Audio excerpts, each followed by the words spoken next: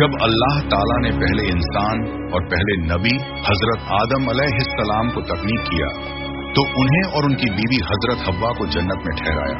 جنت کی نعمتیں، ہر طرف خوبصورتی، ہر طرح کے پھل، ہر طرح کی رحمت۔ اللہ نے فرمایا، ہے آدم، تم اور تمہاری بیوی اس جنت میں آرام سے رہو، جہاں چاہو کھاؤ، جس چیز سے چاہو فائدہ اٹھاؤ، لیکن ایک بات یاد رکھنا، اس خاص پیڑ کے قریب مت جانا، اگر اس کے پاس گئے تو ظالموں میں شمار ہو جاؤ گے۔ سورہ بقرہ آیت نمبر 35۔ لیکن ابلیس، جس نے آدم کو سجدہ کرنے سے انکار کیا تھا، اس کے دل میں حسد اور گھمنڈ بھرا ہوا تھا۔ اس نے سوچا کہ انسان کو راستے سے بھٹکا کر اللہ کی نافرمانی کرواؤں۔ وہ آدم اور حوا کے پاس آیا اور کہنے لگا، کیا تم چاہتے ہو ہمیشہ کی زندگی؟ کیا تم چاہتے ہو کبھی نہ ختم ہونے والی بادشاہی؟ دھیرے دھیرے اس نے انہیں دھوکے میں ڈال دیا۔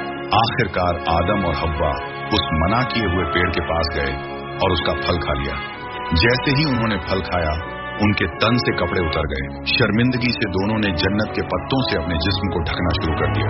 سورہ اعراف آیت نمبر 22۔ تب اللہ تعالیٰ نے فرمایا، اب تم سب یہاں سے اتر جاؤ، دھرتی پر رہو گے، وہیں تمہیں جینا ہوگا، وہیں مرنا ہوگا، لیکن یاد رکھو، میری طرف سے جب بھی ہدایت آئے، جو میری ہدایت کی پیروی کرے گا، اس پر نہ کوئی ڈر ہوگا اور نہ غم۔ سورہ بقرہ آیت نمبر 38۔